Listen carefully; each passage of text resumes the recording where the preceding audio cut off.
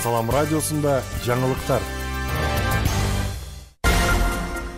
Саламатсыз бардыктуу угарман жана көрөрман, эфирде жаңылыктар түрмөгү, аны менен мен Кудайберди Дүйшөев тааныштырам.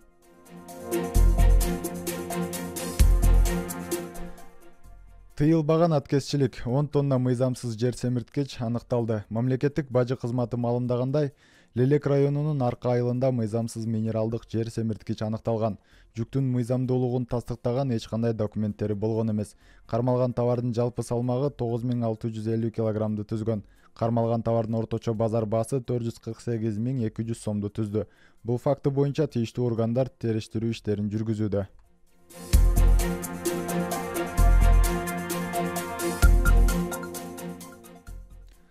Алмазбек Атамбаевдин өлкөдөн чыгуусуна уруксат берилди. 1-май райондук соттун төрагасы Калыбаев кол койгон токтомго ылайык Кыргызстандын мурдагы президенти Алмазбек Атамбаев дарылануу зарылчылыгына байланыштуу өлкөдөн чыгуусуна уруксат берилди. Бул тууралуу райондук соттон маалымдашты. Маалым болгондой, жогорку соттун соттук коллегиясы адвокаттардын Алмазбек Атамбаевке козголгон кылмыш ишинин жаңы ачылган жагдайлары боюнча өндүрүштү кайра баштоо тууралуу өтүнүчүн канааттандырган. Ошентип, криминалдык авторитет Азиз Батукаевдин мыйзамсыз бошотулушу боюнча козголгон кылмыш иши Бишкектин 1-май райондук сотуна кайра кароого жөнөтүлдү. Белгилей кетсек, президент Алмазбек Атамбаев Азиз Батукаевди мыйзамсыз бошоткон деген жүйө менен 11 жыл 2 айга эркинен ажыратылган.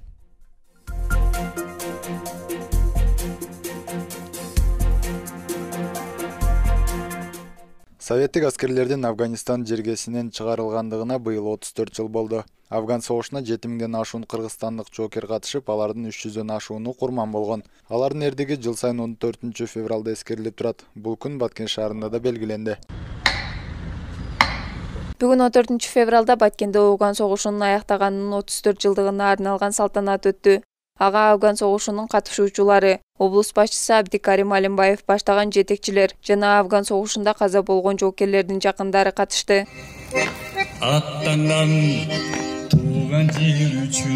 Иш-чарада согушта курман болгон жоокерлердин элесине арналып тургузулган эстеликке гүл чамбарларды коюу менен башталып, алардын арбагына багышталып Куран окулду.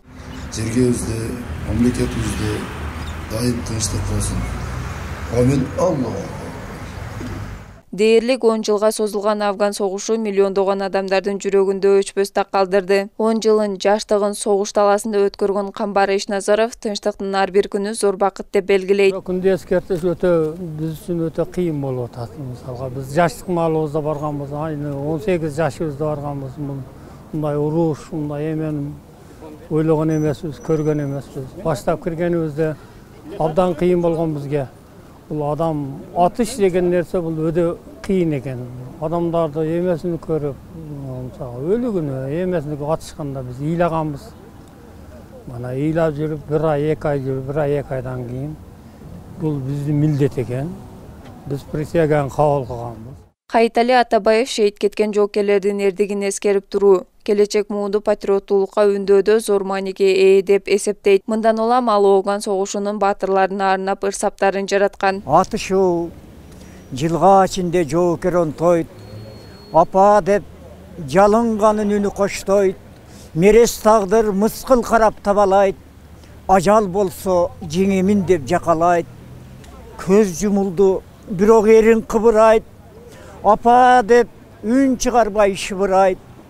Доктор жетип ийне камдап сайганда жоокер кетти, кош айта албай апага. Ыйлап турду жылдыз таккан офицер, апа деди акыр сөзүн уктуңарбы эй силер? Кантип угузамын кабарды, сактай албай жоготтум деп балаңды. Эртең менен бирге тамак ичкенбиз, азыр эле бирге басып келгенбиз. Көкүрөктү за сабап камчылап, мөлтүр жаштар жерге турду тамчылап. Белгилей кетсек, Баткен облусунан Афган согушуна 774 жоокер жөнөтүлүп, алардын 27си кайтпай калган. Учурда аймакта 412 ардагер бар. Кирбек кызы, Кудайберди Дүйшөев, Салам Медиа, Баткен.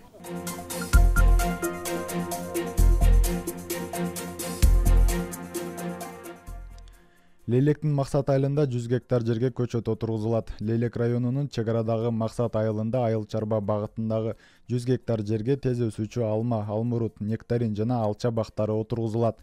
Бак тамчылатып суугаруу системасы менен өнүктүрүлөт. Бул тууралуу жаратылыш ресурстары, экология жана техникалык көзөмөл министрлигинин маалымат кызматынан билдиришти. Бул иш-аракет Жашыл чек ара кооперативдик интенсат долбоорунун алкагында ишке ашырылууда. Ал жергиликтүү калкты жумуш орундары менен камсыз кылууга багытталган. Кооператив көчөттөрдү отургузуу үчүн атайын техника менен жабдылат жана чогултулган продукцияны сактоо үчүн сыйымдуулугу 5000 тоннага чейинки сактоочу жай курулат. Анын ичинде продукцияны жуугуч, сорттоочу, тыңгактоочу жабдуулар үчүн жайларды куруу күтүлүүдө. Өстүрүлгөн продукция экспортко багытталып, ошондой эле ички базарларда сатылат деп айтылат маалыматта.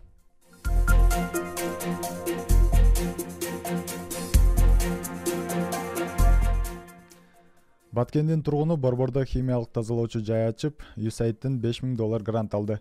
Кадамжай районуна Чабай айылынын тургуну Манас Досанов 5 жыл Москвада эмгек мигранты болуп иштеген. Ал Кыргызстанга кайтып келип, Crystals Checkit KG компаниясын негиздеген. Досанов 2014 жылы Орусиянын Москва шаарында химиялык тазалоочу цехте жүктөгүч болуп иштеген. Андан кийин Булгаары цехине которулуп, жардамчы болуп ишке орношуп, бут кийим тазалоону үйрөнгөн. 2019 жылы Кыргызстанга кайтып келип, өзүнүн химиялык тазалоочу компаниясын негиздеген. Бул ой ошо химчискада иштеп жүргөндөн 2019 кокусунан карантин башталып кетти. Ал жакта уже иштер полный жабылды. Жумушка бара албайсың. Эмнеге биз ушуну Кыргызстанга эле ачып, ошол жакта эле ишти кылсак болбойт деген ой келди дагы. Келип алып отурабыз, эч ким келбейт. Иш болбойт окшойт деген ойда келет экен башында. Биз үчүн эмес окшойт деп. Если биз ошол күнү жеңилгенибизде, азыркы күнгө чейин келбесе керек эле. 2021 жылы Манас Досанов мигрант ишкер долбоорунун алкагында бизнес ачуу боюнча тренингке катышкан. Ал мыкты бүтүрүүчү катары USAIDтин Борбор Азиядагы коопсуз миграция долбоорунан $5000 жабдууларды алды. Бул тууралуу Экономист каржы басылмасы жазды. Күндүн маанилүү учурлары мына ушулар болду. Кайрадан эфир аркылуу амандашканча саламатта туруңуз.